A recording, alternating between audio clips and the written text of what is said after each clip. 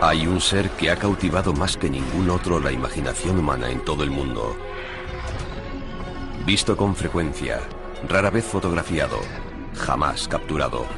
Recibe el nombre de Yeti, Sasquatch o más habitualmente en Estados Unidos, Bigfoot, pie grande. Ahora un equipo de reputados científicos busca sus huellas por todo el globo, empleando las tecnologías más avanzadas y su conocimiento del reino animal. Nuestros expertos cuestionan su mera existencia, descubren nuevas y reveladoras pruebas y se preguntan si no habremos estado buscando a la criatura equivocada. Les presentamos el análisis definitivo de Bigfoot. Bigfoot, el análisis definitivo. En 2009 se registraron en América del Norte más de 250 avistamientos inexplicados de quien se creía que era Bigfoot. Y solo eran la punta del iceberg. Ahora por primera vez hemos creado un mapa global de los avistamientos de Bigfoot. Más de 10.000 en los 2 últimos siglos. A primera vista los avistamientos parecen aleatorios. Un análisis científico más detallado revela patrones ocultos, pero inequívocos. Más del 95% de todos los avistamientos registrados se han producido en Asia o América del Norte. Y casi el 70% de ellos se dan a gran altura y en zonas de vegetación densa. También hay lugares en los que los avistamientos son más frecuentes que en ninguna otra parte. Uno de ellos es el Himalaya. Aquí, generaciones de testigos oculares han descrito al ser conocido como el abominable hombre de las nieves, el Yeti. 3.000 kilómetros al sur, los habitantes de las islas de Indonesia hablan de un hombre mono salvaje llamado Orang Pendek. En Asia Central, los avistamientos de antiguos hombres de aspecto neandertal se remontan a varios siglos atrás. Y aquí, en los bosques de América del Norte, ven a una gigantesca bestia de aspecto simiesco, el Sasquatch. Vancouver, Columbia Británica, Canadá. Esta pujante ciudad tiene una población de más de 2 millones de habitantes. Pero está rodeada de una vastísima extensión boscosa. Casi 25 millones de hectáreas de bosques antiguos, gran parte de los cuales nunca han sido explotados. Los bosques de la Columbia Británica presentan una de las mayores concentraciones de encuentros con Bigfoot del mundo, más de 400 en el último siglo. Aquí, en el verano de 2008, en los bosques que rodean el lago Chilliwack, se registraron 3 avistamientos a 15 kilómetros uno de otro. 2 de ellos la misma noche.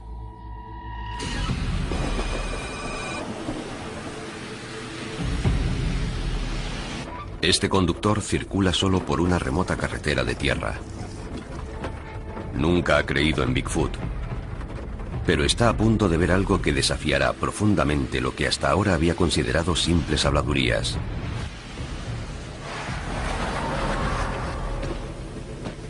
Esta es su narración de los hechos. Las luces me permiten vislumbrar algo. En un principio pienso que es un oso. Pero me doy cuenta de que no puede ser un oso. Él me ve y desaparece enseguida. Se ha movido como un ninja. Nada puede moverse así.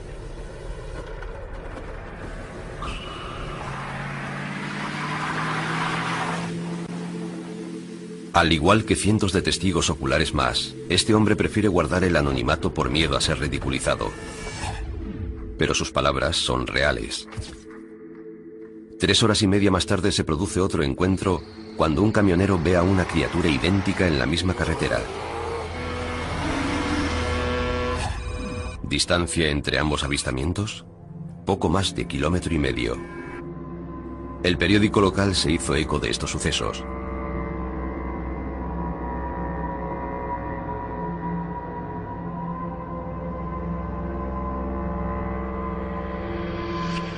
Ambos testigos estaban convencidos de que lo que vieron no era un oso.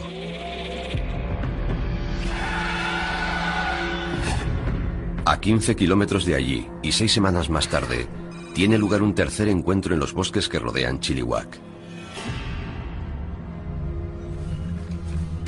Este experimentado cazador acechaba ciervos en los alrededores de la carretera forestal de Ruby Creek. Lo sucedido después se le ha quedado grabado en la memoria. Sin previo aviso, una roca vuela hacia él. Giré el tronco y el rifle hacia ese lado pensando que era un oso, pero no era un oso, era una roca en pleno vuelo. Mediría unos 60 centímetros. Y cuando estaba mirando hacia el lugar del que provenía, vi un destello negro que desapareció entre la vegetación. Tardó un par de segundos en ir desde esta zona de aquí hasta más o menos allí. No se tiene noticia de la existencia de osos que arrojen piedras. Suelo encontrarme con osos con bastante frecuencia y aquello no era un oso. No quise saber exactamente lo que era. No me gusta saber que hay algo por ahí que puede atraparme y usarme de mondadientes. He pasado los 2 últimos años intentando olvidar lo que ocurrió. Estos 3 encuentros son solo un pequeño ejemplo de la rica historia de avistamientos que tiene este lugar.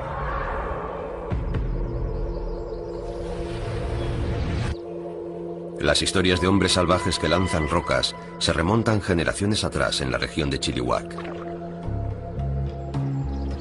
Julio de 1934. El indio norteamericano Tom Cedar ha salido a pescar truchas.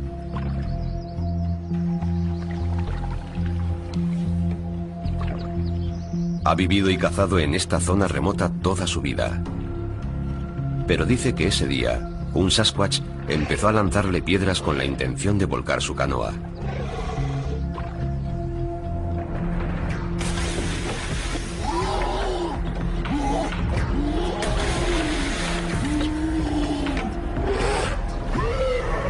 Es uno más de una serie de ataques. Y la primera vez que las tribus locales comparten con extraños su largo historial de encuentros con el Sasquatch.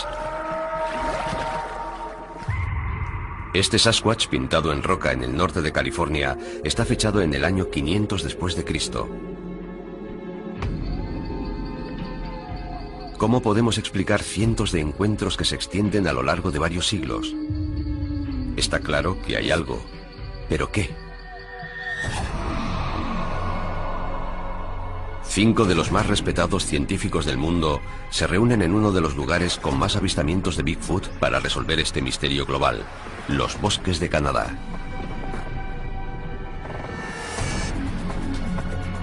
Investigadores de campo, expertos en descubrir nuevas especies de primates, en estudiar humanos antiguos, en analizar los hábitats y el comportamiento de los grandes simios, y en examinar registros fósiles y buscar homínidos no identificados.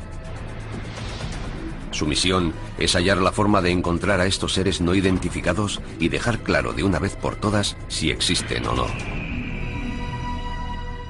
Esa es una de las preguntas más fascinantes de la exploración zoológica a las que se enfrenta la ciencia de la era moderna.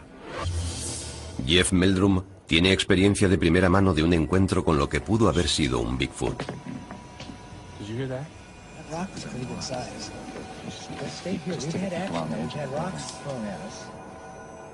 En 2007, formó parte de un equipo que fue asediado en una remota cabaña canadiense por un ser no identificado que les lanzaba piedras.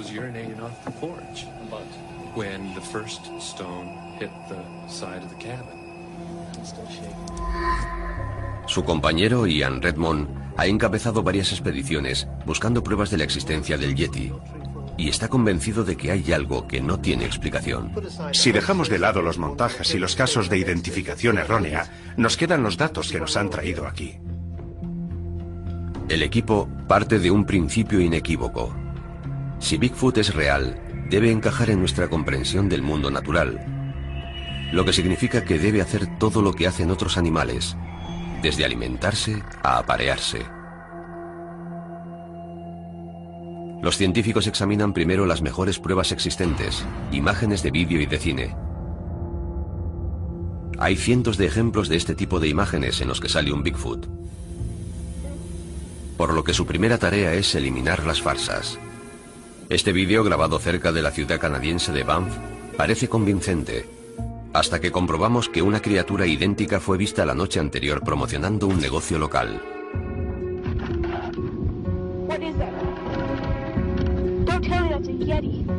Luego están los vídeos cuyas imágenes son tan poco claras que podría tratarse de casi cualquier cosa. Una vez que eliminan los montajes más obvios y las imágenes que están tan borrosas o desenfocadas que imposibilitan cualquier identificación, queda muy poco. Lo cual no sorprende a los expertos. Los animales conocen perfectamente su hábitat. Nosotros somos intrusos en ese hábitat, así que escapar a la observación de los humanos no les resulta difícil. Este increíble vídeo, grabado en 2007, demuestra lo bien que pueden vivir los animales sin ser detectados por el hombre. Es casi la única prueba que tenemos de la existencia de una nueva especie de primate del tamaño de un hombre, los simios de Billy. Encontrados en una remota selva del Congo, África, los primatólogos necesitaron un año para localizar y grabar a estos chimpancés gigantes de 135 kilos de peso.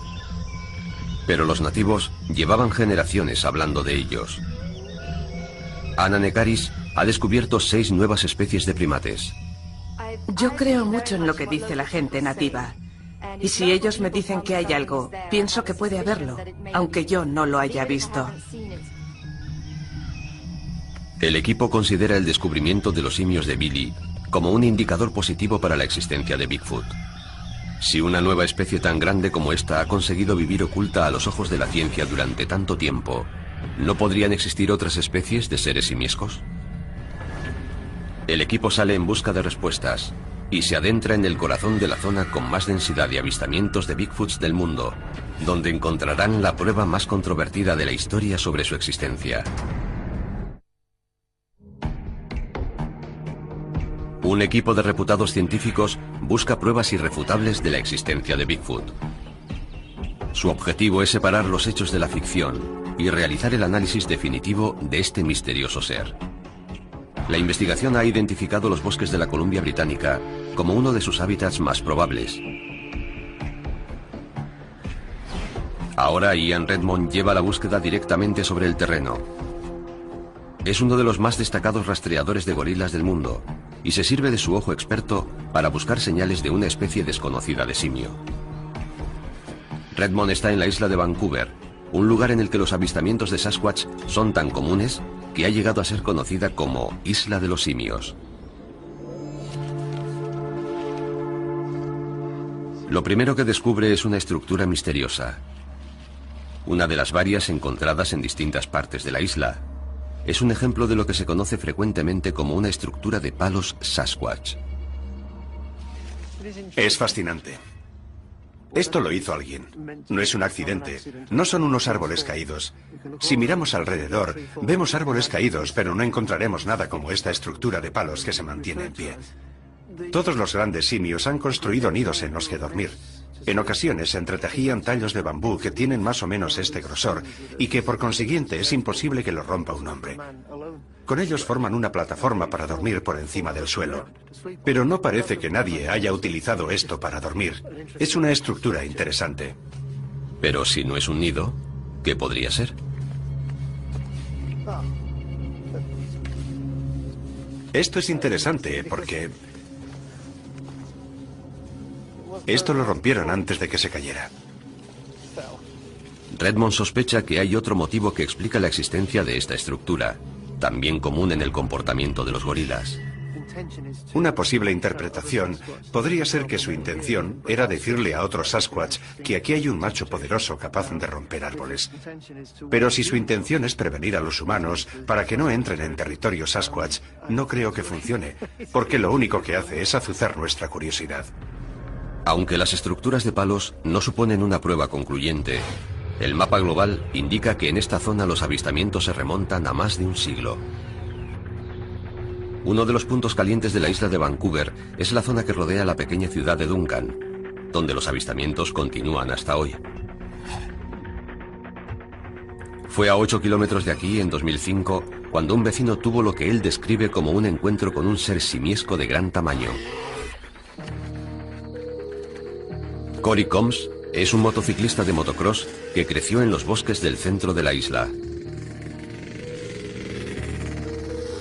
Una tarde de junio salió en su moto y se encontró cara a cara con lo que él cree que era un Sasquatch.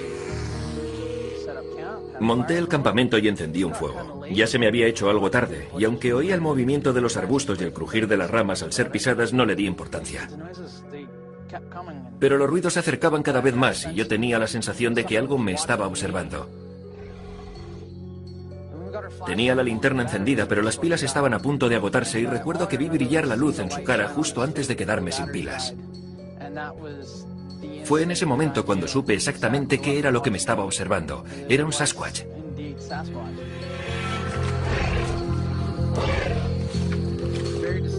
Tenía unos rasgos faciales muy característicos, con mejillas muy anchas y unas cejas muy prominentes. Tenía una cara similar a la de un simio. Se dio la vuelta, se fue y me dejó allí temblando de miedo.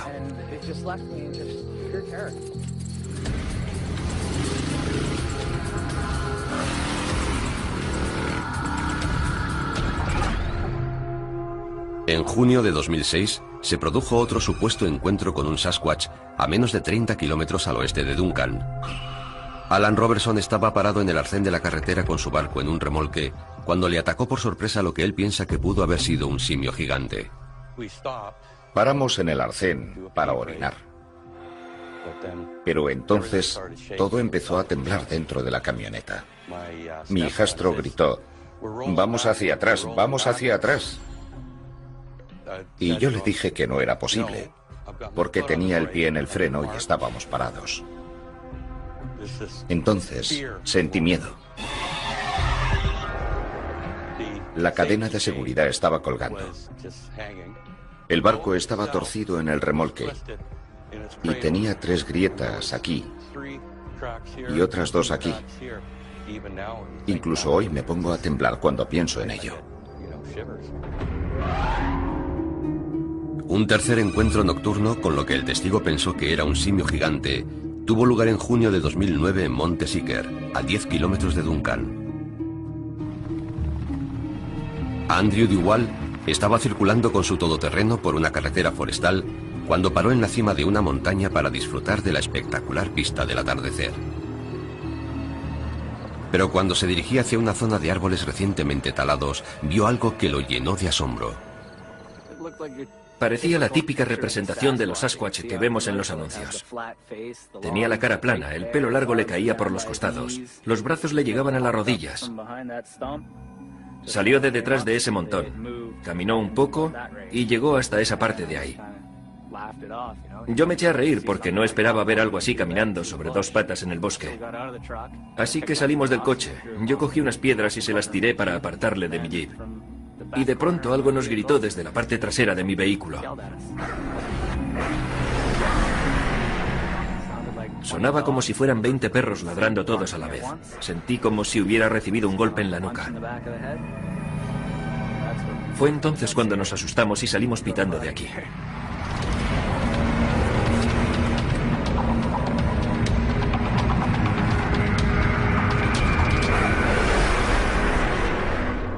Decir que el Sasquatch aullaba como una jauría de perros puede parecer exagerado, pero los gorilas también ladran.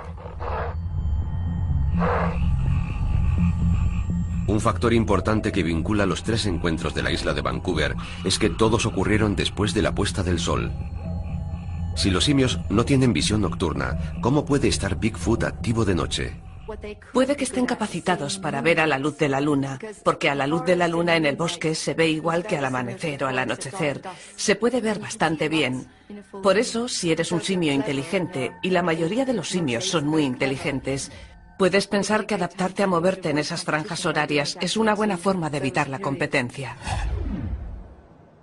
Ian Redmond se une ahora a un grupo de investigadores locales de Bigfoot en una operación de búsqueda a la luz de la luna. Cindy Dawson encabeza el grupo. Su determinación en hallar la verdad tiene su origen en una experiencia personal. Iba por un camino de caza cuando vi llegar a 2 ciervos corriendo. Yo lo consideré una señal de alerta y pensé que algo los seguía. El animal empezó a emitir un sonido. Un sonido tan fuerte que incluso podía sentirlo. Y eso que yo estaba a unos 60 metros de distancia. Fue una especie de grito, aullido y rugido, todo en uno. Esta noche, Cindy espera volver a oír al Sasquatch. Su equipo cuenta con un sistema de escucha de alta tecnología y una moderna cámara de visión nocturna con la que esperan capturar su imagen. Los informes indican que suelen mostrarse activos de noche, pero la visibilidad aquí, incluso de día, no va más allá de unos metros en cualquier dirección, así que es probable que sea el sonido lo que nos alerte de su presencia. Los investigadores locales intentan llamar la atención del Sasquatch, dando golpes en los árboles. Parece ser que el Sasquatch responde a esos golpes. Dicen que si das 2 golpes, recibes otros 2 golpes en respuesta, lo cual es una forma de comunicación. Este comportamiento inusual es conocido también en otros simios, especialmente en los chimpancés.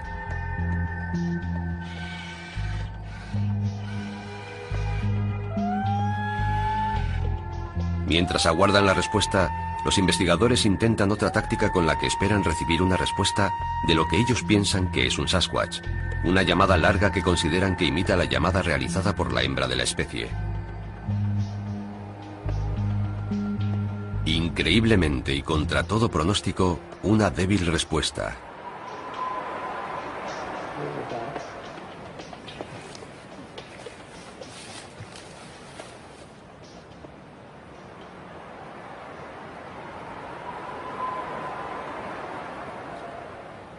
Pero los investigadores están confundidos. Al repetir la respuesta una y otra vez, comprueban que suena como una imitación de la llamada efectuada por Cindy Dossen. Es un sonido casi humano.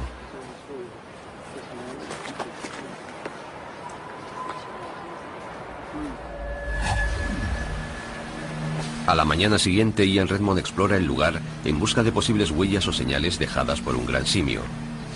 ¿Qué opina del lejano sonido oído la noche anterior?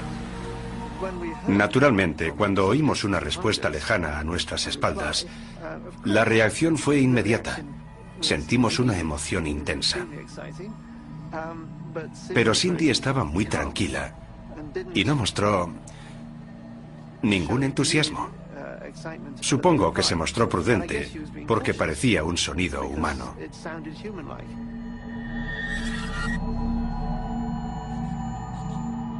Mientras siguen con su investigación, Jeff Meldrum intenta una nueva técnica con la que espera descubrir una prueba sólida.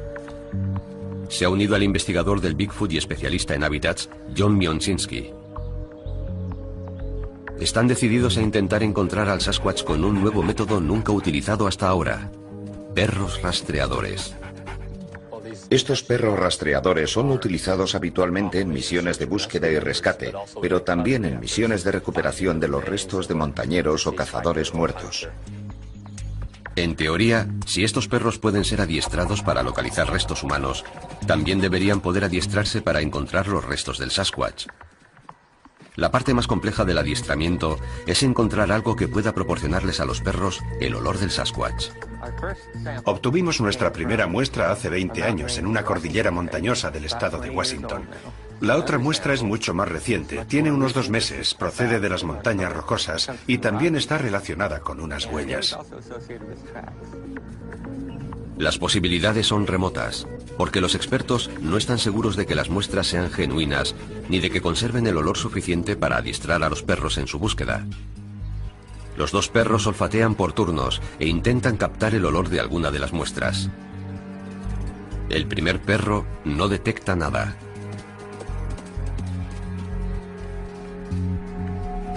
Pero el segundo capta un olor en la segunda muestra. Los adiestradores nos han dicho que los perros han reaccionado de una forma muy peculiar, lo que nos indica que se trata de una especie de animal con la que no se han encontrado hasta ahora. El hecho de que la reacción de estos perros indique que no se trata del olor de un ser humano ni de un animal con el que estén familiarizados, nos hace concebir esperanzas. El equipo necesita investigar qué clase de ser están buscando. En su búsqueda de pruebas, analizarán la más controvertida en la historia del Bigfoot, la película de Patterson. ¿Pero llegarán a una conclusión definitiva? Si no existieran los montajes, aquí tendríamos a un Sasquatch. Es uno de los mayores misterios de nuestro tiempo, la búsqueda de un ser llamado Bigfoot. 5 de los más destacados expertos mundiales en historia natural se han reunido para realizar el análisis definitivo sobre Bigfoot.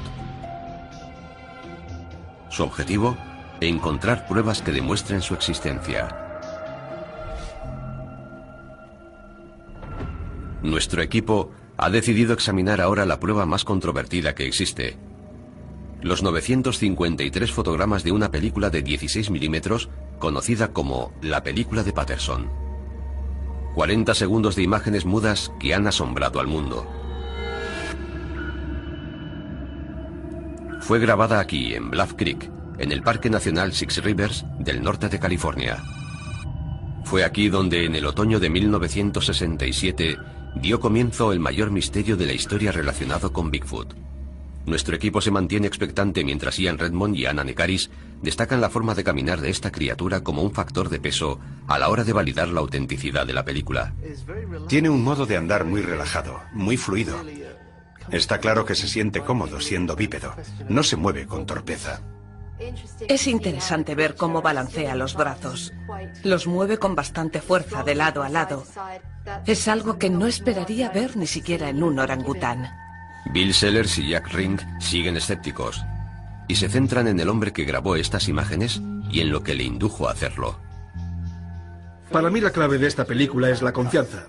Si viéramos un fragmento de película como este, procedente de una fuente de toda confianza, tendríamos que creer lo que vemos. Y lo que vemos es una criatura peluda que cruza por la pantalla. Pero si no confías en la persona que grabó las imágenes y no estás convencido de que no sea un montaje, da igual lo convincente que parezca, porque todos sabemos que los expertos en efectos especiales de Hollywood pueden recrear casi cualquier cosa. El hombre que estaba detrás de la cámara era Roger Patterson. Son muchos quienes cuestionan sus motivos, incluido el periodista Mike McLeod. Roger Patterson fue un tipo interesante. Nunca tuvo un trabajo de verdad, ni quiso tenerlo. Era inventor y, por lo que sabemos, un verdadero artista con las manos. Y siempre pensó que conseguiría dar el golpe con uno de sus inventos. Muchos creen que el Bigfoot de Bluff Creek fue uno de los inventos de Patterson. Él pensaba que era posible que pudiera existir un ser así, y que encontrarlo sería un logro extraordinario, el invento que llevaba tanto tiempo persiguiendo. Se adentró a caballo en las montañas y habló con gente de la zona. Empezó publicando un libro en 1966. Su libro contenía el boceto de un ser asombrosamente parecido al que acabaría grabando poco más de un año después. ¿Pudo este haber sido el prototipo? Pero Roger Patterson no se conformó con escribir un libro. Pidió dinero para dirigir una película sobre Bigfoot. Compró todo lo necesario: cámaras, película virgen y caballos. Patterson dijo que filmó a una hembra Sasquatch totalmente por casualidad mientras se preparaba para grabar su película.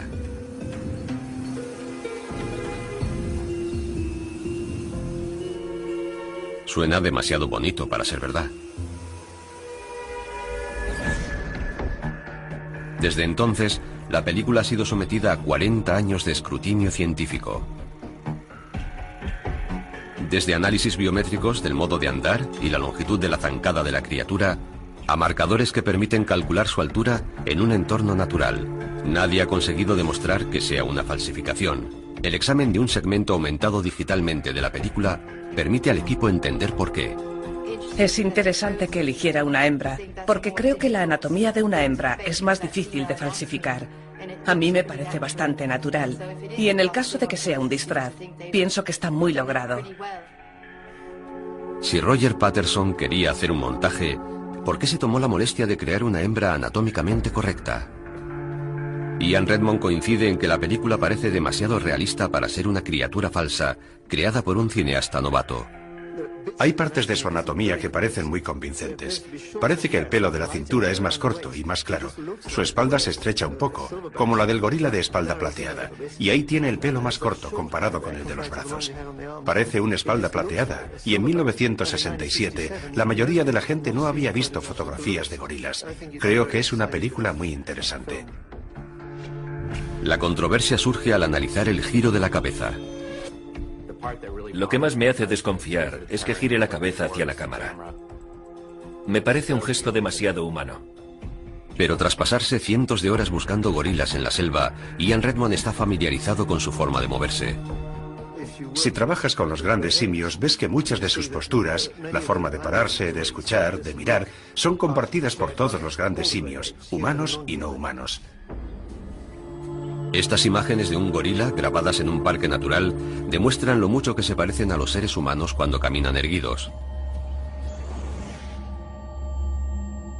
Pero el periodista Mike McLeod piensa que tiene argumentos suficientes para destruir el mito de Patterson.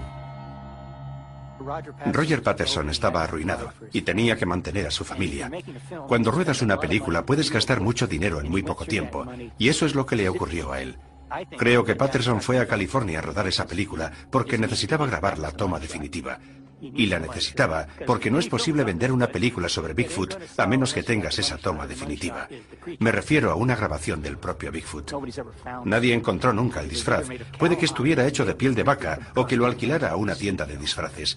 Pero en cualquier caso, Patterson trasladó su sensibilidad artística a la película que grabó en el 67 y el tiempo la ha convertido en un icono.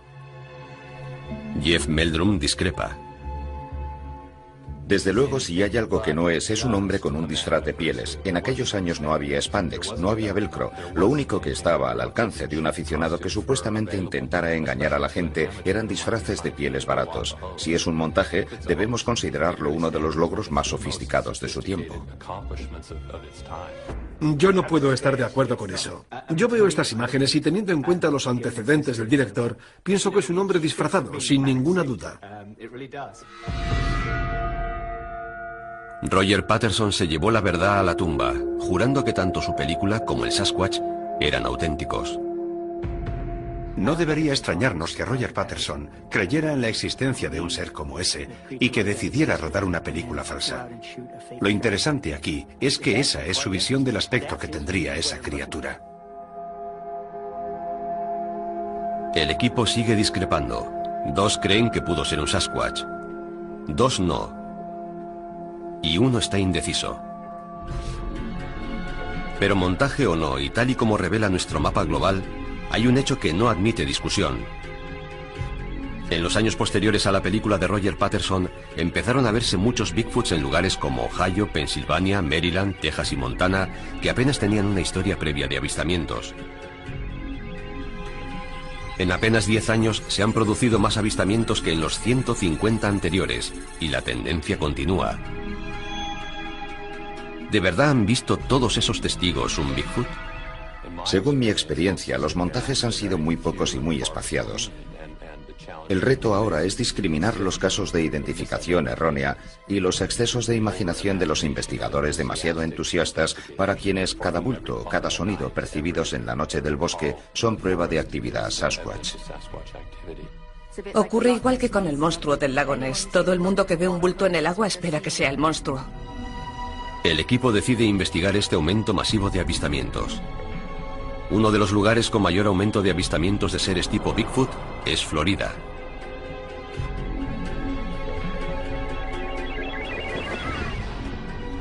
Sus habitantes aseguran haberse topado con una clase de Bigfoot que ellos llaman el mono mofeta debido a su mal olor. En diciembre de 2000, estas 2 fotografías fueron enviadas al departamento del sheriff de Sarasota. Supuestamente muestran a un mono mofeta de entre 150 y 180 centímetros de altura que entró en el jardín de un vecino. ¿Es este ser real, un montaje o un caso de identificación errónea? El pantano tropical de Florida es un hábitat ideal para un simio, pero los científicos dudan mucho de que se trate de un Bigfoot.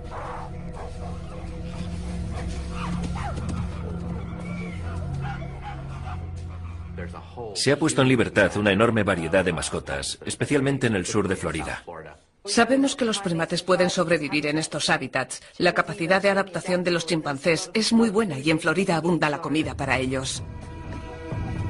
Tener chimpancés y orangutanes como mascotas se puso de moda en los años 70, justo cuando aumentaron los avistamientos de monos mofeta. Es habitual que alguien compre una cría de primate y lo conserve hasta que se hace un poco mayor y más fuerte. Muchas veces suelen comprarlos ilegalmente y los tienen sin permiso. Y solo se necesitan 2 o 3 primates para empezar una población. Un chimpancé puede vivir 60 años sin ningún problema. Así que hubiera bastado con soltar unos cuantos hace unas décadas. Entonces se hubiera producido un avistamiento y eso hubiera mantenido vivo el rumor de la existencia de un mono mofeta durante mucho tiempo. El equipo cree que el aumento de avistamientos de monos mofeta en Florida, más de 200, es un caso de identificación errónea provocado por la película de Patterson. Es posible que estos monos mofeta no sean nada más que unos chimpancés fugados. Pero no todos los avistamientos tienen una explicación tan sencilla. La zona que plantea más dudas al equipo es la región costera del noroeste de Norteamérica. Una región que se extiende desde el norte de California hasta bien entrado Canadá y que comprende Oregón y el estado de Washington. Este lugar tiene una historia ininterrumpida de avistamientos. La palabra Sasquatch es original de esta región y ya hace siglos los indios que vivían aquí describieron avistamientos de una tribu de gigantes peludos. Puede que esta sabiduría antigua sea la clave para resolver el misterio de Bigfoot.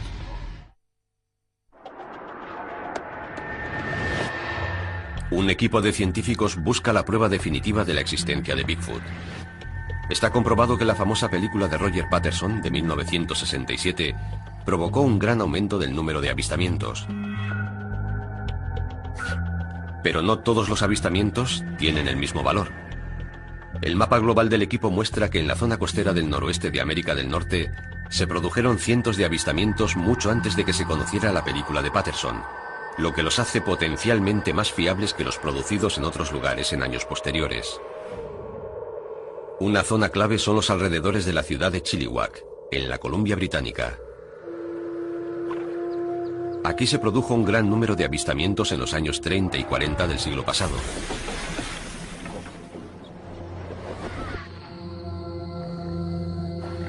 Uno de los encuentros mejor documentados se remonta a julio de 1934 en un remoto bosque situado al borde de la reserva de los indios Chehalis. Miliso y una amiga están en casa.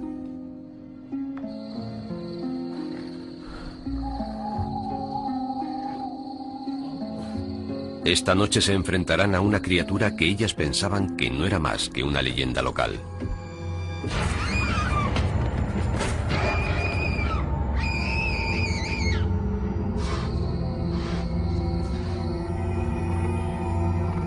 Las dos mujeres afirmaron ver una mano gigantesca y peluda en su ventana. Y declararon que una criatura monstruosa asedió su casa toda la noche.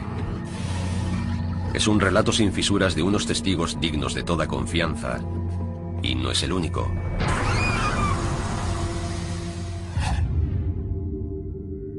A medida que avanzamos en el tiempo en nuestro mapa global, cada vez son más numerosos los avistamientos que tienen lugar en las cercanías de Chilliwack.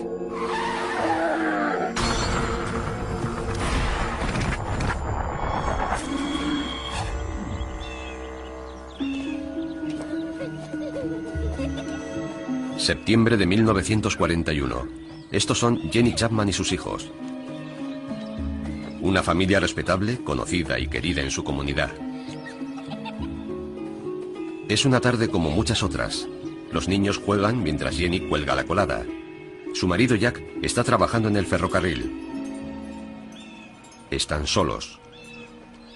Su casa, situada a kilómetros del pueblo más cercano, está al borde de un denso bosque. Y algo se oculta en él.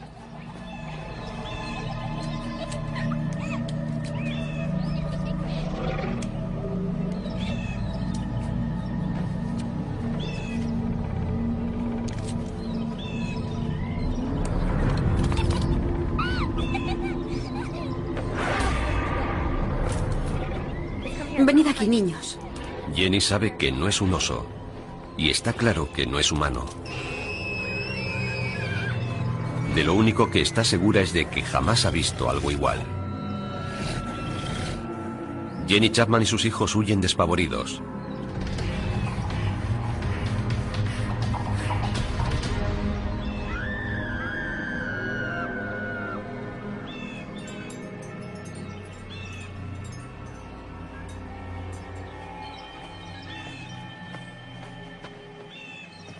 Jack Chapman llega a su casa al atardecer.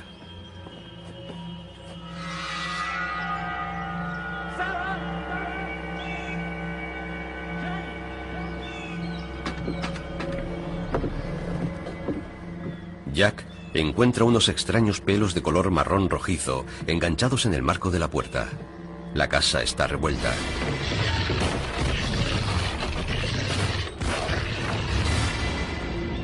Alguien ha levantado y destrozado un barril de pescado de 135 kilos de peso y ha robado su contenido.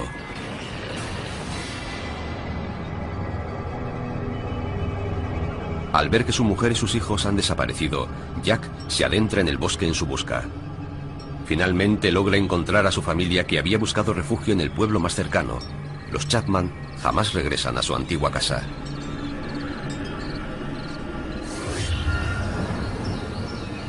En caso de que existiera esta criatura, el equipo coincide en que esta región del noroeste de América del Norte podría ser uno de los pocos lugares del mundo con bosques y recursos suficientes para mantener a un gran simio omnívoro del tamaño de Bigfoot. Pero hay una serie de preguntas cruciales que es preciso responder. Una de las cosas que habría que dilucidar es qué comen, especialmente durante el invierno, cuando la comida escasea. Lo que hace durante el invierno un animal que podríamos considerar parecido a Bigfoot, como es el oso, es hibernar. Pero los grandes primates no pueden hibernar, lo que significa que necesitan comida. Sí, es cierto. Pero una cosa que debemos tener en cuenta es que durante el invierno la costa boscosa de la Columbia Británica tiene muy poca acumulación de nieve. Y hay miles de kilómetros de costa junto a ese corredor interior que llega al suroeste de Alaska, que constituyen un hábitat muy rico con comida abundante durante todo el año. Sí, moluscos y crustáceos. Exacto, moluscos, algas y todos los invertebrados que quedan en los pozos que deja la marea. El ataque sufrido por la casa de los Chapman sugiere que al Sasquatch le gusta el pescado. De ser así, no sería el único primate que come pescado. Varias especies de monos comen los moluscos que encuentran en aguas poco profundas. Pero con frecuencia los Sasquatch son vistos tierra adentro, a alturas mucho mayores. Sobrevivir aquí exigiría que el Sasquatch estuviera preparado para digerir alimentos de difícil digestión, como juncias, hojas e incluso corteza, lo cual requeriría tener un estómago especialmente adaptado.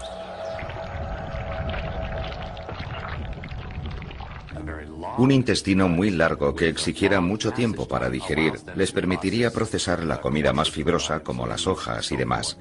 Es algo que no pueden hacer muchos otros animales del oeste de Estados Unidos, pero que tampoco constituye una hipótesis descabellada.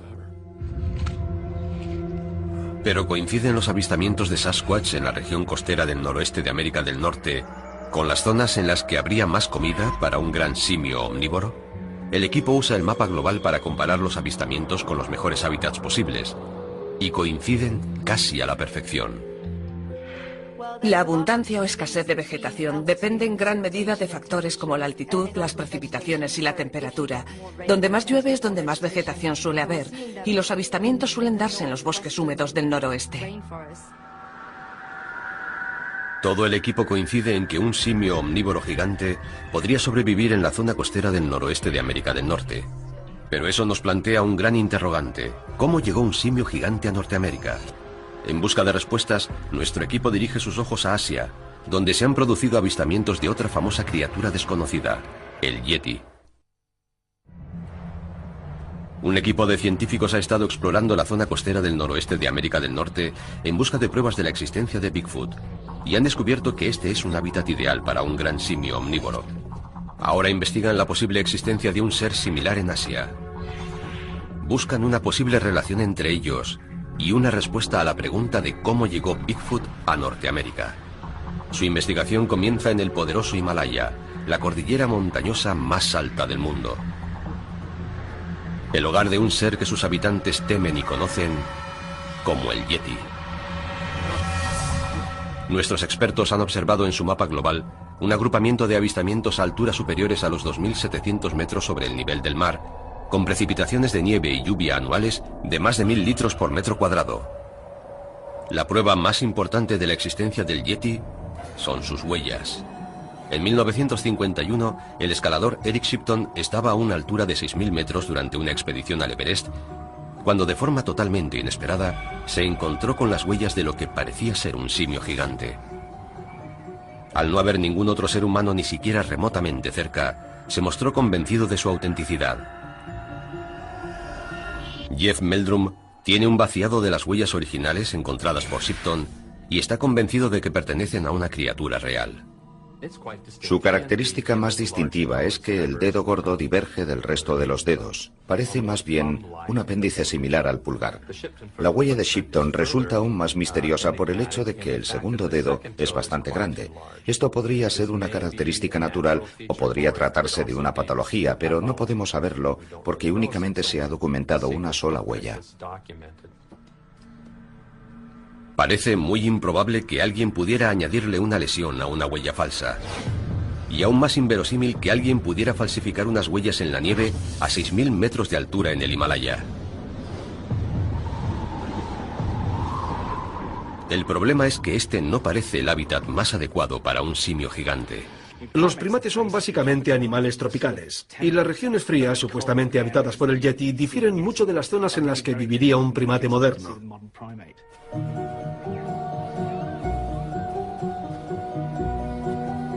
Pero hay excepciones. Estos macacos japoneses viven a una altura superior a los 3.000 metros y en una región más septentrional que ningún otro primate conocido. Se han adaptado a sobrevivir a temperaturas que rondan los menos 20 grados centígrados. ¿Podría el yeti haberse adaptado a vivir en el mismo entorno? Hay otros primates que se han adaptado a vivir a gran altura y tienen un hábitat muy amplio. No creo que los yetis vivan en la nieve. Su hábitat son los bosques donde encuentran su comida. Cuando visité Nepal me impresionó la cantidad de plantas comestibles que había, similares a las que comen los gorilas de las montañas. Tanto la comida de la que podría alimentarse el yeti como sus huellas indican que podría tratarse de una criatura estrechamente emparentada con un gorila de las montañas gigante. Pero quienes viven aquí afirman haberlos visto despedazar yaks y cabras con sus garras.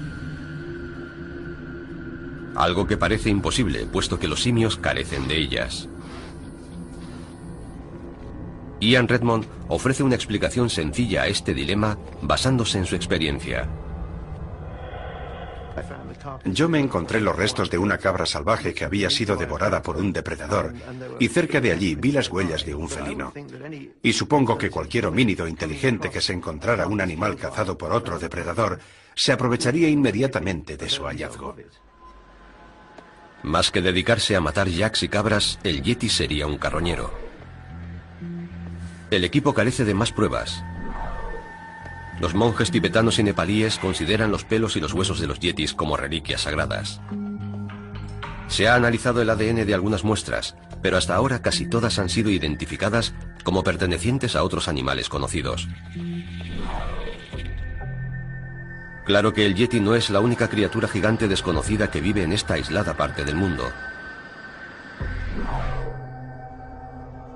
A menos de 500 kilómetros del Everest, en las junglas montañosas de las colinas Garo al norte de la India, hay una larga historia de avistamientos de una criatura casi idéntica que allí recibe el nombre de Mandeburung.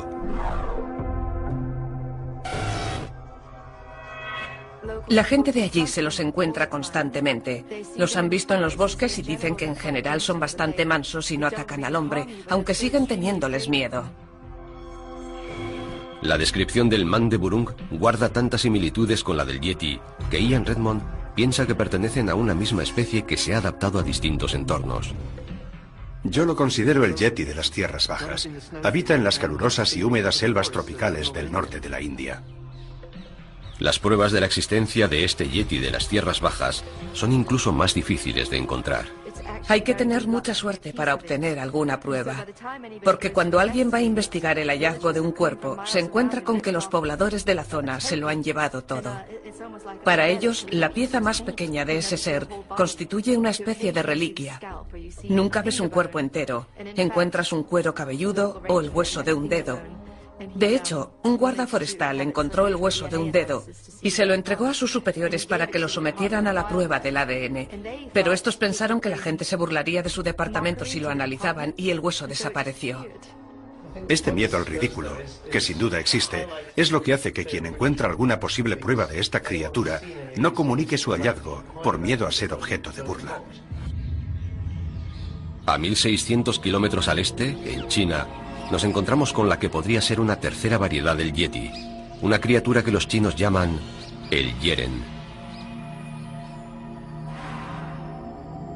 En los bosques montañosos de China central hay un agrupamiento de 200 avistamientos. Pero estos han sido recogidos solo en las últimas décadas. La leyenda de los encuentros con el yeren o el hombre salvaje se remontan al año 200 a.C. Yeren, yeti y man de burung, tres criaturas casi idénticas del tipo Bigfoot, las tres vistas a unos cientos de kilómetros unas de otras. La teoría es que las tres podrían estar relacionadas y compartir el mismo antepasado, un simio gigante que vivió en Asia en el pasado. Curiosamente, a apenas unos cientos de kilómetros al sur de estos tres agrupamientos de avistamientos, se han encontrado pruebas fósiles de un simio prehistórico gigante. Recibe el nombre de Gigantopithecus y durante siglos sus dientes se utilizaron como ingredientes en la medicina china. El Gigantopithecus fue descubierto gracias a los molares que se vendían en las tiendas de medicina tradicional china como si fueran dientes de dragón. Y creo que posteriormente se encontró un trozo de mandíbula. Si unes todo eso, llegas a la conclusión de que podría tratarse de un gran simio similar al gorila. Jack Rink, uno de nuestros expertos, especialista en datación de fósiles, ha utilizado muestras de huesos como estos para descubrir cuándo vivió el Gigantopithecus.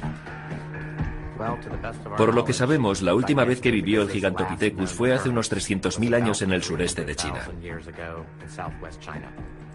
Esa es la última ubicación geográfica y temporal del Gigantopithecus en base a los registros fósiles encontrados.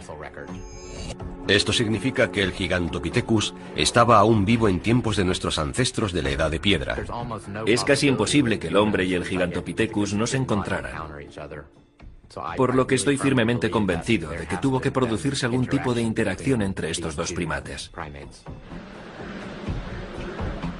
La mayor parte del equipo cree que en caso de existir, el yeti y otros simios gigantes de Asia serían descendientes del Gigantopithecus. ¿Pero lo sería también el Sasquatch? Hoy, Asia y América del Norte están separadas por el Océano Pacífico. Pero en muchas ocasiones durante el último millón de años se formó un puente de tierra temporal entre Siberia y Alaska debido a cambios en los niveles del mar.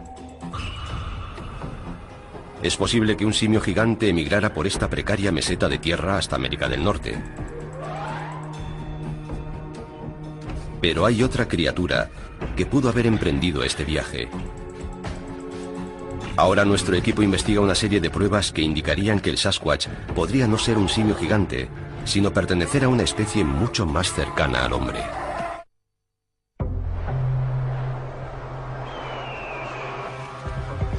Una tarde de verano de 2007, Robert Wilson circula por una zona de bosques muy densos de la isla de Vancouver. Él no lo sabe, pero este lugar tiene una larga historia de avistamientos de Bigfoot. De repente ve algo totalmente inesperado. Acababa de cruzar el puente de Morin Creek cuando vi algo entre los árboles que parecía ser un oso. Reduje la velocidad y vi algo que solo puedo describir como un hombre peludo de gran tamaño. Una especie de cavernícola, por decirlo así, con rasgos similares a los del hombre de Neandertal. Era tan grande como un oso, pero no era un oso. Tenía rasgos humanos. Yo no podía creer lo que veía en mis ojos, pero lo cierto es que lo vi muy claramente. El increíble avistamiento de Wilson apunta a la posibilidad de que el Sasquatch pudiera no ser un simio gigante, sino una especie de hombre prehistórico. El mapa global de nuestros expertos revela cientos de avistamientos de humanos gigantes parecidos al Neandertal en toda Asia. La mayor concentración se da en las montañas del Cáucaso, al sur de Rusia. Estos avistamientos fueron tan numerosos que con el tiempo estas criaturas recibieron un nombre. Los llaman almas o almasti, que significa gente salvaje. Uno de los informes más convincentes y fiables sobre los almas está documentado en 1925. El general Mikhail Stepanovich Topilsky, del Ejército Rojo ruso, intentaba capturar por sorpresa a quienes creía que eran soldados rebeldes ocultos en una remota cueva.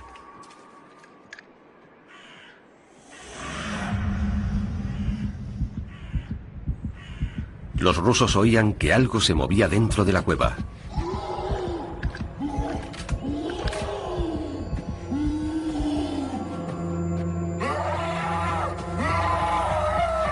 ¡Disparen!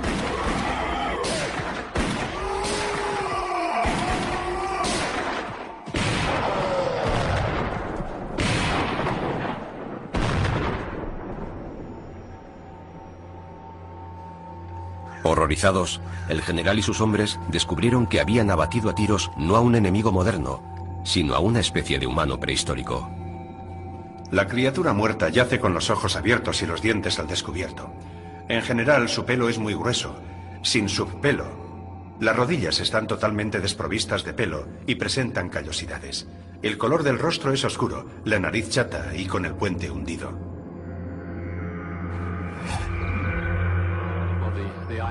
El testigo describe al almas como una criatura de cuerpo musculoso y torso poderoso, ojos hundidos, cejas pobladas, mejillas prominentes y mandíbulas poderosas. Una descripción que podría corresponder a un neandertal. Pero los neandertales eran solo una especie de lo que ahora sabemos que constituía una amplia variedad de diferentes tipos de humanos antiguos. Hemos descubierto que la evolución humana no se desarrolla en forma de árbol evolutivo, sino más bien en forma de arbusto evolutivo, del que surgen muchísimas pequeñas ramas, lo que significa que hay muchos primos del hombre que no llegaron a ninguna parte. Las pruebas de la existencia de otras criaturas parecidas al ser humano han aumentado de manera espectacular. De hecho, se han encontrado pruebas fósiles de un pariente del hombre en la isla de Flores, en el sureste de Asia, y parece que esta especie estaba viva hasta hace poco. A diferencia del almasti, son muy pequeños. Pero es también una especie separada del hombre actual. Los científicos lo llamaron Homo floresiensis. El Homo floresiensis, el hobbit, siempre ha sido descrito como un ejemplo de enanismo insular. Es el proceso evolutivo que sufren los animales que viven en una isla.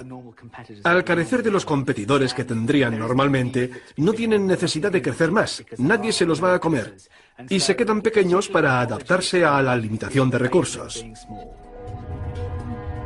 Los fósiles de este hobbit real están datados en 10.000 años.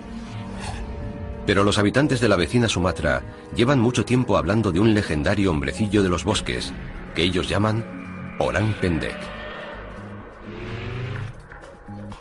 ¿Podría tratarse de la misma criatura?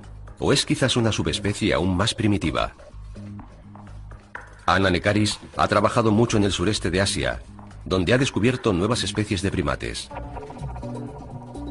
Y está convencida de que las historias locales sobre el Orang Pendek son fidedignas y de que se trata de una criatura real.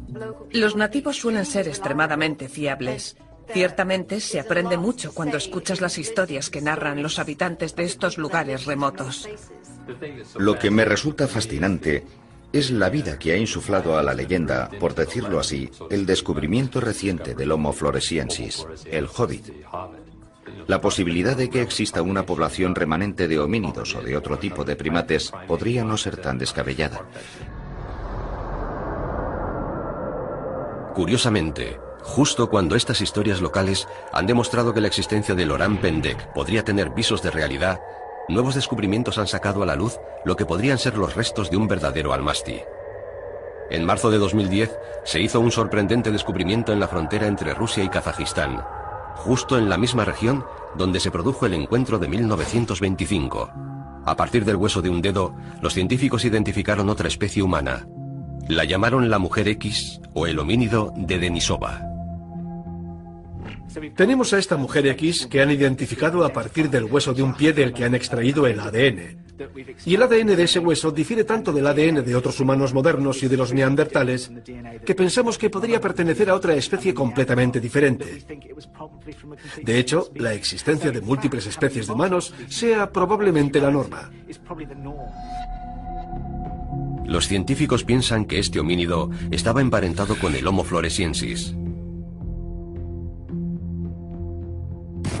Algunos de nuestros expertos creen que los remanentes de múltiples especies de humanos podrían seguir vivos todavía. En la actualidad nos cuesta creer que podamos estar conviviendo con otros seres bípedos, cuando lo cierto es que es algo que hemos hecho durante 1 millón de años, aunque solo lo supimos con certeza en los años 80.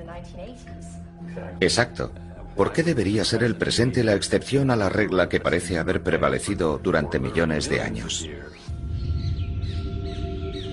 Un nuevo y asombroso descubrimiento en China podría proporcionar al equipo otro posible candidato en su intento de explicar el origen de Bigfoot.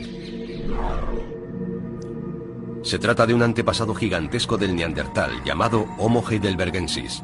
Hasta hace poco se creía que se había extinguido hace más de 250.000 años.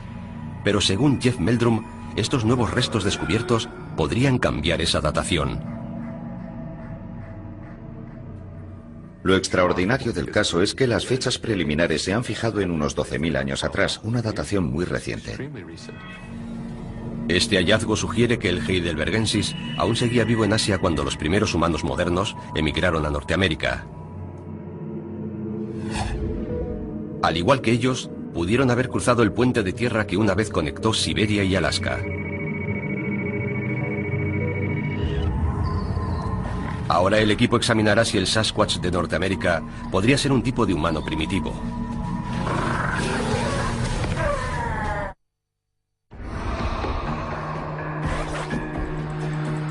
En su búsqueda de pruebas definitivas de Bigfoot, un equipo de científicos está examinando la posibilidad de que pudiera ser un tipo de humano primitivo. Han estado investigando a un potencial sospechoso llamado Homo heidelbergensis, un ancestro gigantesco de los neandertales que podría haber llegado a Norteamérica desde Asia. Ahora se disponen a analizar uno de los primeros registros escritos de un encuentro con Bigfoot. ¿Podría ser la misma criatura?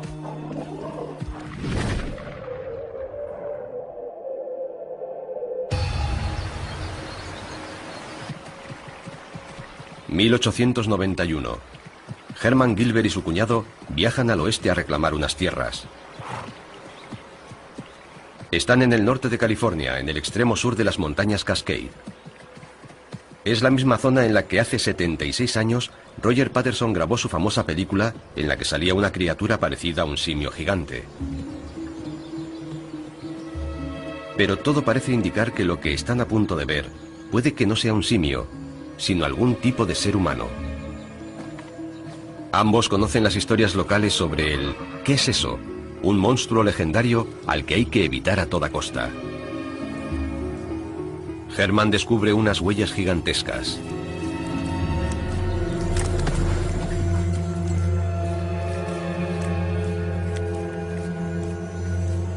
El lugar está sembrado de huesos y vísceras, y el hedor es nauseabundo.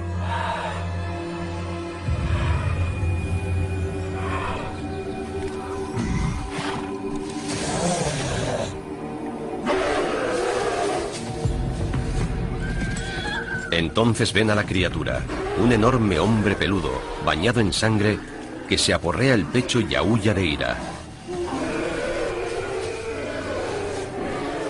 Como tantos otros que lo han visto antes, Gilbert y su cuñado optan por salir corriendo. No hay duda de que esta temprana historia de un Sasquatch describe a un hombre con aspecto de neandertal.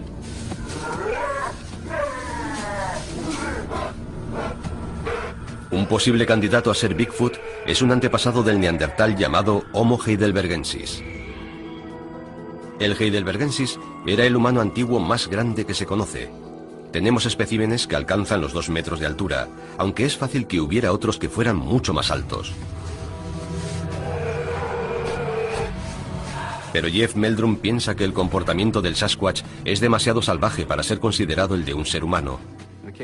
En el caso del Homo heidelbergensis, dado su grado de sofisticación e inteligencia y su evolución cultural, parece improbable que hubiera abandonado todos sus atributos de humanidad para adoptar un estilo de vida salvaje en el bosque. Pero otros expertos discrepan y sostienen que el motivo por el que no podemos encontrar a estos seres es porque son humanos primitivos que mantienen algunas de sus características humanas. Puede que sigan practicando rituales humanos, como el de enterrar a sus muertos. Puede que los entierren en tumbas sin marcar. Ellos no se mueren ni se pudren en el bosque. Hay algún tipo de ceremonia que explicaría por qué no se encuentran sus restos.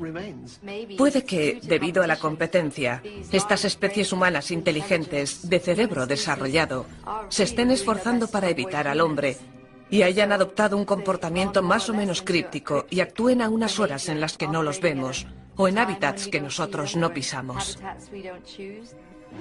Pero a veces nuestros mundos se cruzan, como descubrieron los Chapman cuando saquearon su casa en 1941.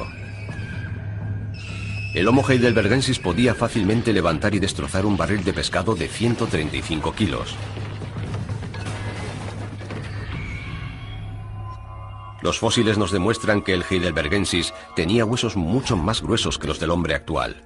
Los huesos pesan mucho, lo que significa que si tienes huesos gruesos, necesitarás tener músculos bastante grandes para moverlos. Si tienes huesos gruesos y músculos grandes, eres más fuerte. Esta estructura ósea y muscular más fuerte podría también explicar por qué se ha visto a estas criaturas correr a velocidades superiores a los 55 kilómetros por hora. La clave de la velocidad es la potencia. Un velocista necesita un motor más grande, una gran masa muscular. Puede que estuvieran hechos para la velocidad. Los velocistas más rápidos de hoy tienen una altura media de 1,90 y corren a 43 kilómetros por hora. Un heidelbergensis superfuerte de 1,95 no tendría problemas en ser más rápido. Y eso no es todo. Las historias de indios norteamericanos describen a los Sasquatch como hombres peludos lanzadores de rocas, lo cual encaja con la descripción del Homo heidelbergensis. Las tribus de la zona costera del noroeste de Norteamérica también hablan de la atracción que siente el Sasquatch por las mujeres humanas. Estas historias tienen cientos de años de antigüedad, pero incluso hoy en día protegen a sus mujeres cuando creen que Bigfoot merodea por el lugar. Cuando gente no perteneciente a su tribu visita esos lugares, escoltan a las mujeres hasta sus vehículos para asegurarse de que abandonan la reserva sin problemas. A mí, personalmente, me han escoltado al salir de una reserva porque creían que había un Bigfoot en la zona. Cindy Dossen es una mujer que dice saber lo que es ser perseguida por un Sasquatch. En abril de 2008 estaba en los bosques que rodean la montaña Maple, en la isla de Vancouver, cuando una criatura gigante no identificada la persiguió.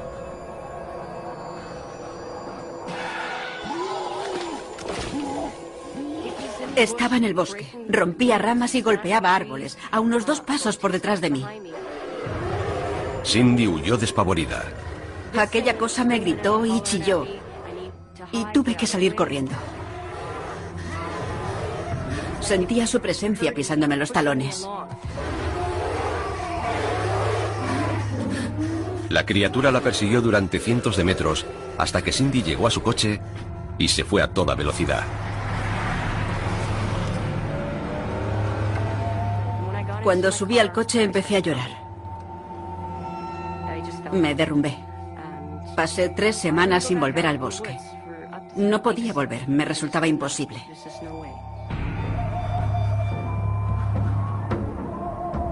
¿Fue este un encuentro cercano con un Sasquatch macho que buscaba pareja? Algunas leyendas indias hablan incluso de Sasquatch que han tenido hijos con mujeres humanas.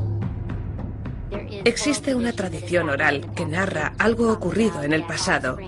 Habla de unos niños que tienen una vida muy corta porque crecen con gran rapidez. Son niños poco despiertos que no aprenden su lengua ni sus tradiciones. Pero si el Sasquatch es realmente un heidelbergensis, aparearse con humanos no sería algo tan descabellado como podría parecer. Investigaciones genéticas recientes han revelado que los primeros humanos modernos se aparearon con éxito con neandertales. Hay mucha gente en la actualidad que sigue llevando genes de neandertal.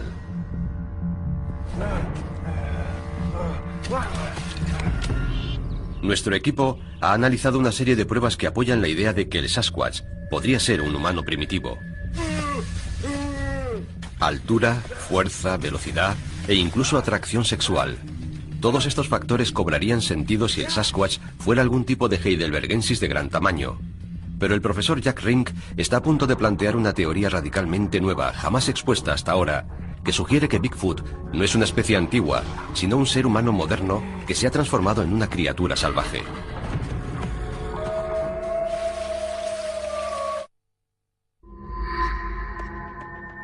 Nuestros científicos creen que hay dos explicaciones para Bigfoot, si es que existe. La primera es que se trata de un simio gigante, descendiente de una criatura prehistórica llamada Gigantopithecus. Según la segunda hipótesis, Bigfoot sería una especie sin identificar de un antiguo homínido, posiblemente el Homo heidelbergensis. Pero ahora el equipo explora una tercera posibilidad, una nueva teoría que se centra en la zona costera del noroeste de Norteamérica.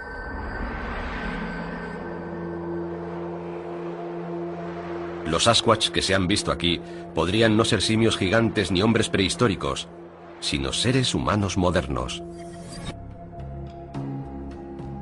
Las investigaciones realizadas con los indios norteamericanos Squamish han permitido a Jack Rink descubrir el secreto de los rituales de entrenamiento a los que deben someterse los chamanes de la tribu. La tradición oral de la nación Squamish narra cómo la gente se vuelve literalmente salvaje tras someterse a un proceso chamánico que les exige abandonar la tribu y vivir en soledad periodos de más de 10 años, durante los cuales se alimentan de comida silvestre y permanecen aislados de sus congéneres. Lo que significa que, aparentemente, aún existe gente salvaje. Las pistas que ayudaron a revelar esta innovadora teoría las descubrió en la escarpada costa de la Columbia Británica uno de los principales expertos en la nación Squamish, el profesor Rudy Reimer. Reimer buscaba herramientas de piedra utilizadas por sus antepasados cuando se asentaron en este lugar hace más de 10.000 años. La gente cogía piedras y las modificaba para recolectar, cazar y realizar una amplia variedad de actividades. Pero Reimer siguió encontrando herramientas de piedra en lugares apartados y misteriosamente muchas parecían haber sido utilizadas en tiempos recientes. Las encontramos en lugares muy extraños, en zonas remotas de difícil acceso. Por lo que yo, en calidad de miembro de esta nación india y arqueólogo, empecé a plantearme una serie de preguntas. ¿Qué hacían aquellas herramientas en lugares tan apartados? Rudy Reimer se dio cuenta de que los yacimientos que había estado excavando estaban en tierras que los Squamish siempre habían considerado sagradas y que por tanto nunca habían sido habitadas. Estos lugares remotos estaban reservados para quienes las tradiciones llamaban la gente salvaje, los Smiley. Cuando me adentraba en determinadas partes de nuestro territorio, los ancianos me decían: ¿para qué vas ahí? Ahí es donde vive la gente salvaje. Pero Reimer comprobó que ni siquiera los ancianos conocían todos los secretos de la tribu. Durante milenios, los chamanes Squamish, los sacerdotes de la tribu, se habían sometido a un rito de iniciación únicamente conocido por ellos. Desaparecían en bosques remotos para aprender los secretos de la naturaleza.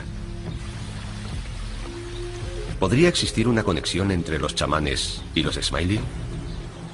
El hallazgo de herramientas de piedra en esos lugares remotos parecía demostrarlo. Cuando vivían allí era muy habitual para esas personas utilizar herramientas de piedra. Y por eso hemos encontrado restos de esas herramientas en lugares muy remotos. Lugares a los que iban para someterse a esa especie de entrenamiento espiritual y físico. Pero ¿cómo puede confundirse un chamán con un Sasquatch? Los jóvenes que se sometían al entrenamiento chamánico debían vivir totalmente aislados del resto del mundo. Tenían prohibido entrar en contacto con la gente. Vivían aislados, incluso de su propia tribu. Su entrenamiento podía durar años, un proceso que gradualmente les transformaba en hombres salvajes, totalmente irreconocibles. Después de algunos años, tenían un aspecto muy distinto a quienes se habían quedado en la tribu.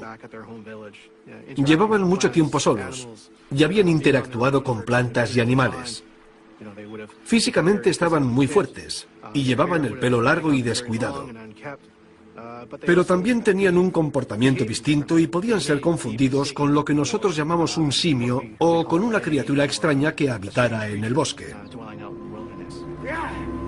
Algunas tradiciones hablan incluso de que estos jóvenes salvajes se cubrían el cuerpo con musgo y líquenes para abrigarse. Naturalmente, si alguien lleva una capa de líquen negro, parecerá que está cubierto de pelo. Pero lo que debemos preguntarnos es si hacen eso porque querer parecerse a un Sasquatch forma parte de su ritual. Es fácil ver cómo nació la leyenda de los hombres peludos salvajes.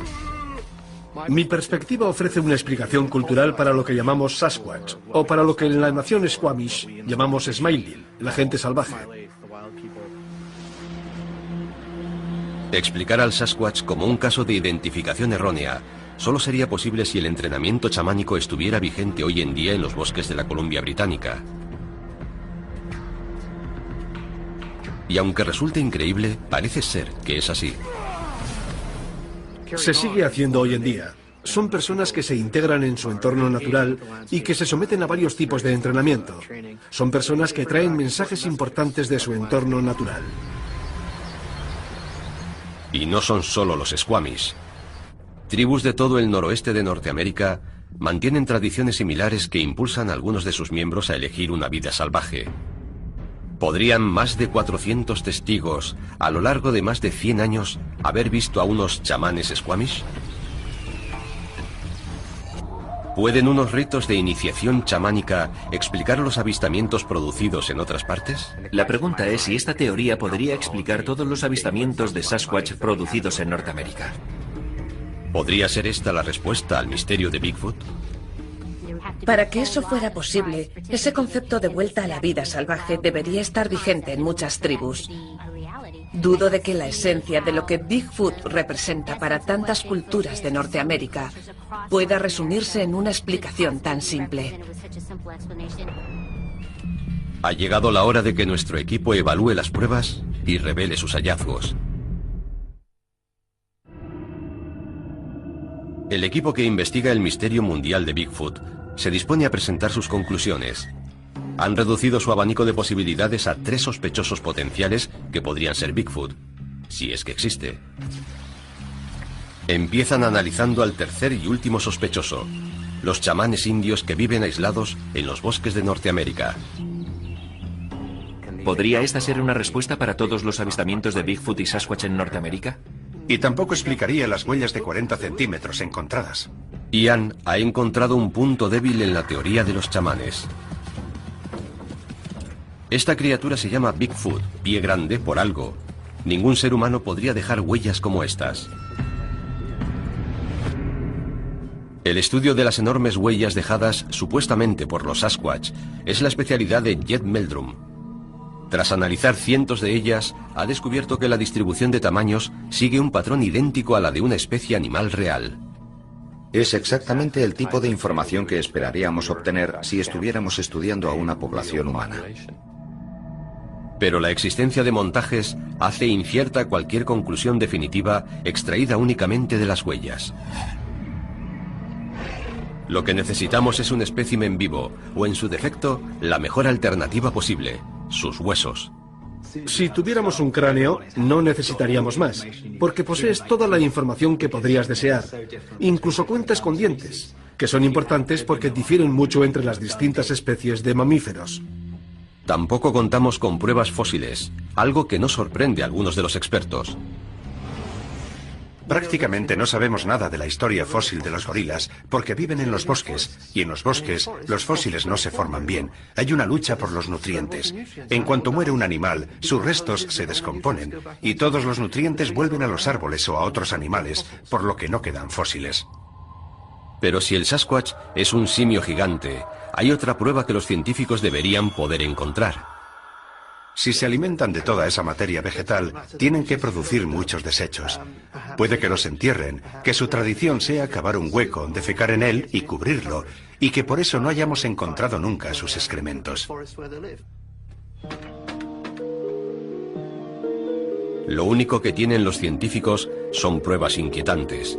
muestras de pelo que no pertenecen a ninguna especie conocida, llamadas grabadas en la noche y la más importante de todas, miles de informes de testigos oculares en todo el mundo. El equipo utiliza el mapa global para ampliar la búsqueda de Bigfoot en nuevas y sorprendentes direcciones. El análisis de las zonas de avistamientos ha revelado fascinantes nuevas teorías sobre su posible hábitat, su comportamiento y su ascendencia. Y lo más importante de todo, ha demostrado cómo la película de Roger Patterson de 1967 desencadenó una oleada de avistamientos sin precedentes que sigue hasta hoy. Pero al examinar de cerca cómo cambian los patrones de datos antes y después de la película de Patterson, el equipo ha vuelto sobre sus pasos y eliminado muchas de las distorsiones causadas por la película.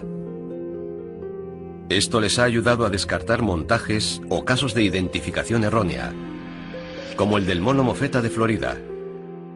El equipo cree que lo más probable es que sean chimpancés u otra especie de simio huidos. En otra parte del mundo, en los bosques de Sumatra, el equipo descubrió justo lo contrario. Una historia de avistamientos que no pueden ser explicados como casos de identificación errónea. Nadie sabe aún lo que es el Orang Pendek, de 90 centímetros de altura. Pero la mayor parte del equipo piensa que es un caso auténtico de criatura desconocida. Creo que de todas ellas es la que tiene mayores posibilidades de ser descubierta. En otras partes de Asia, y tras analizar los avistamientos del Yeti, el Yeren y el Mandeburung, el equipo ha descubierto que todos se produjeron en un radio de unos cientos de kilómetros unos de otros.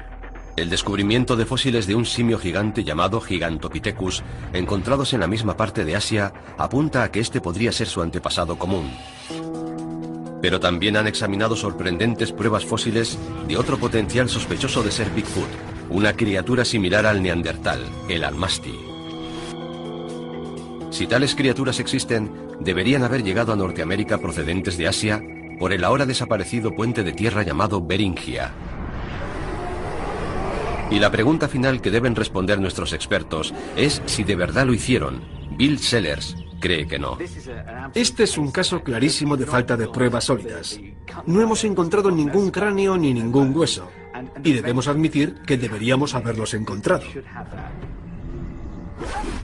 Pero Jeff Meldrum se muestra optimista. Como en el caso de la recientemente descubierta Mujer X, un solo hueso podría cambiar radicalmente nuestra percepción de Bigfoot. Un solo diente podría marcar la diferencia. De pronto, la comunidad científica internacional mostraría mucho más interés por el enigma del Sasquatch. Jack Rink sigue abierto a la posibilidad de que existan en el mundo simios gigantes y desconocidos. No estoy completamente convencido de que se trate de un fenómeno de identificación errónea.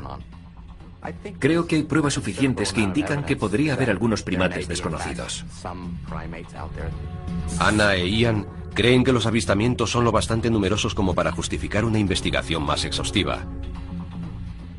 No entiendo por qué no hay gente investigando sobre el terreno y viviendo en zonas remotas con el equipo adecuado para grabar sonidos y capturar imágenes de estas criaturas con cámaras trampa.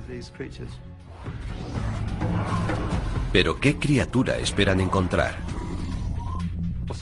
Ciertamente hay una gran discrepancia de opinión respecto a la naturaleza del Sasquatch.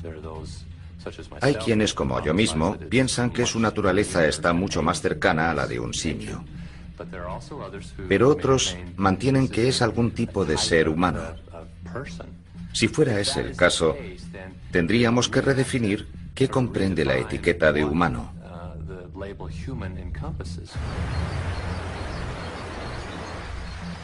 La naturaleza de Bigfoot es un misterio que puede que no resolvamos jamás. Como muchas especies extintas, podría haberse desvanecido en la historia sin dejar ningún resto físico. Pero si aún sobrevive, lo más probable es que se oculte en los lugares más remotos e inexplorados de nuestro planeta, manteniéndose constantemente un paso por delante de nosotros.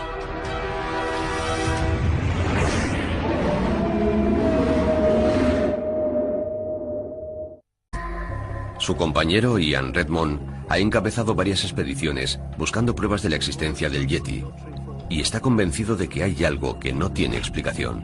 Si dejamos de lado los montajes y los casos de identificación errónea, nos quedan los datos que nos han traído aquí. El equipo parte de un principio inequívoco. Si Bigfoot es real, debe encajar en nuestra comprensión del mundo natural, lo que significa que debe hacer todo lo que hacen otros animales, desde alimentarse a aparearse. Los científicos examinan primero las mejores pruebas existentes, imágenes de vídeo y de cine. Hay cientos de ejemplos de este tipo de imágenes en los que sale un Bigfoot, por lo que su primera tarea es eliminar las farsas. Este vídeo, grabado cerca de la ciudad canadiense de Banff, parece convincente, hasta que comprobamos que una criatura idéntica fue vista la noche anterior promocionando un negocio local.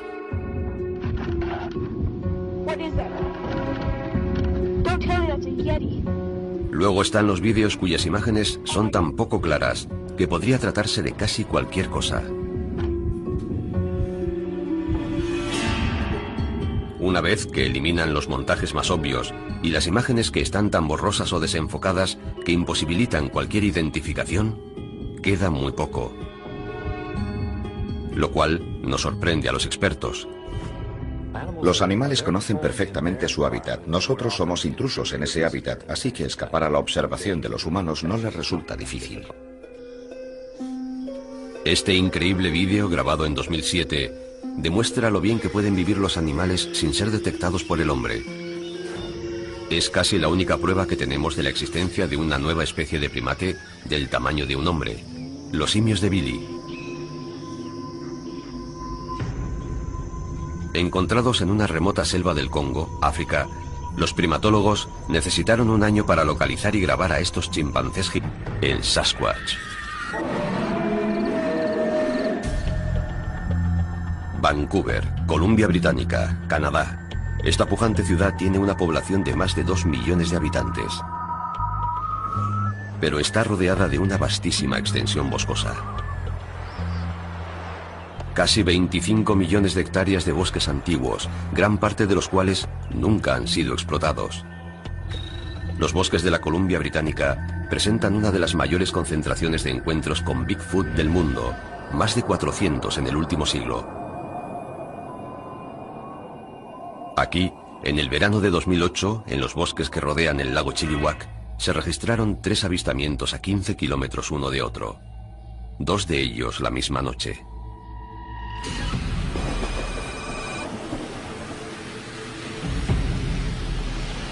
Este conductor circula solo por una remota carretera de tierra.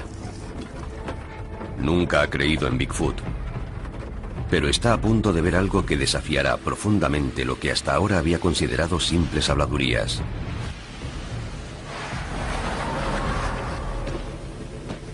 Esta es su narración de los hechos.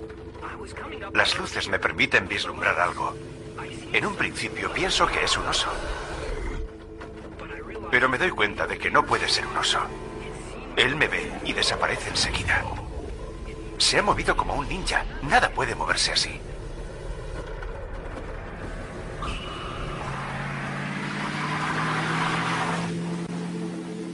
Al igual que cientos de testigos oculares más, este hombre prefiere guardar el anonimato por miedo a ser ridiculizado. Pero sus palabras son reales. 3 horas y media más tarde se produce otro encuentro cuando un camionero ve a una criatura idéntica en la misma carretera. ¿Distancia entre ambos avistamientos? Poco más de 1,5 kilómetros. El periódico local se hizo eco de estos sucesos. Un Sasquatch empezó a lanzarle piedras con la intención de volcar su canoa.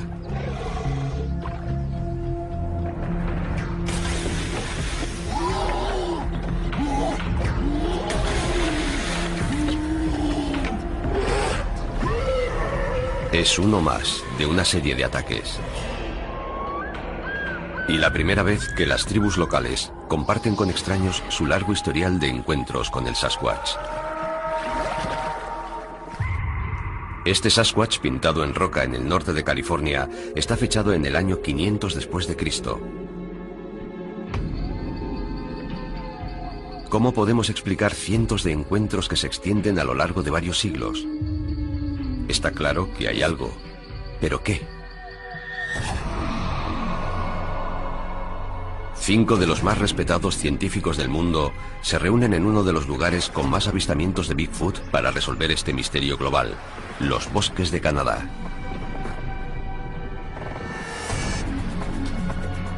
Investigadores de campo, expertos en descubrir nuevas especies de primates, en estudiar humanos antiguos, en analizar los hábitats y el comportamiento de los grandes simios y en examinar registros fósiles y buscar homínidos no identificados. Su misión es hallar la forma de encontrar a estos seres no identificados y dejar claro de una vez por todas si existen o no.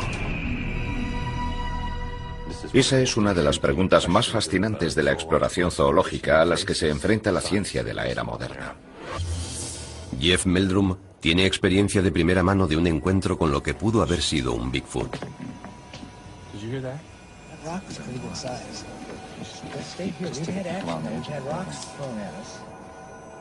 En 2007, formó parte de un equipo que fue asediado en una remota cabaña canadiense por un ser no identificado que les lanzaba piedras.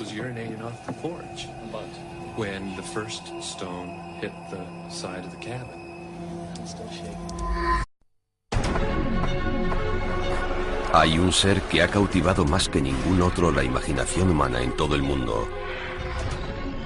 Visto con frecuencia, rara vez fotografiado, jamás capturado. Recibe el nombre de Yeti, Sasquatch o más habitualmente en Estados Unidos, Bigfoot, pie grande.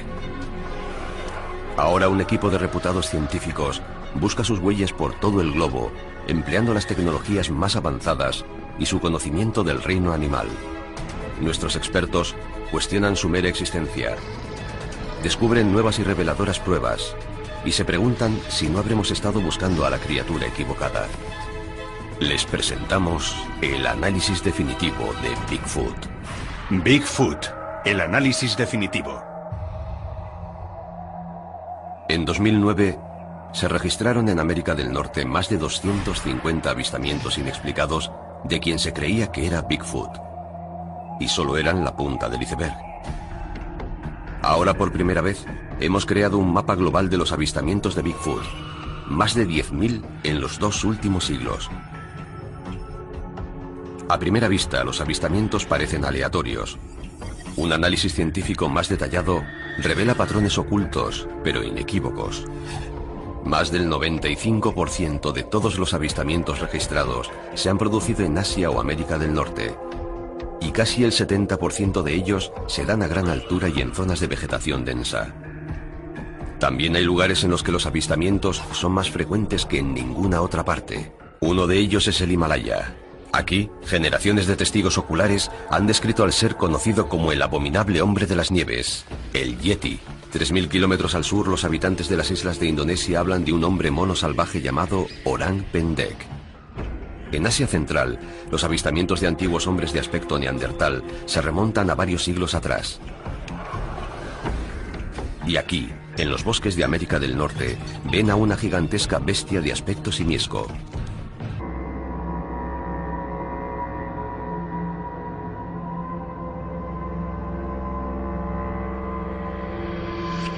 Ambos testigos estaban convencidos de que lo que vieron no era un oso.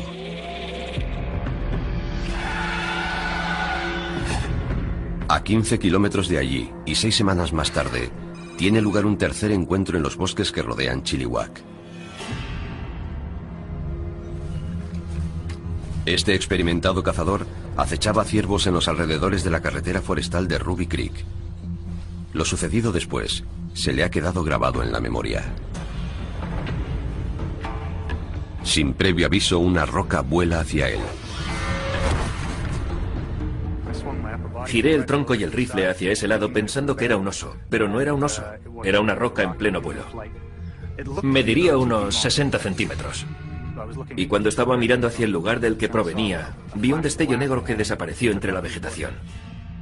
Tardó un par de segundos en ir desde esta zona de aquí hasta más o menos allí. No se tiene noticia de la existencia de osos que arrojen piedras. Suelo encontrarme con osos con bastante frecuencia y aquello no era un oso. No quise saber exactamente lo que era. No me gusta saber que hay algo por ahí que puede atraparme y usarme de mondadientes. He pasado los 2 últimos años intentando olvidar lo que ocurrió. Estos 3 encuentros son solo un pequeño ejemplo de la rica historia de avistamientos que tiene este lugar.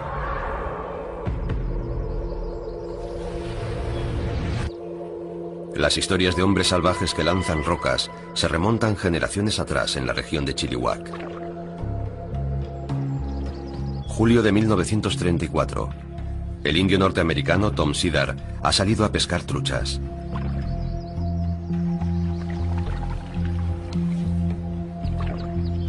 Ha vivido y cazado en esta zona remota toda su vida. Pero dice que ese día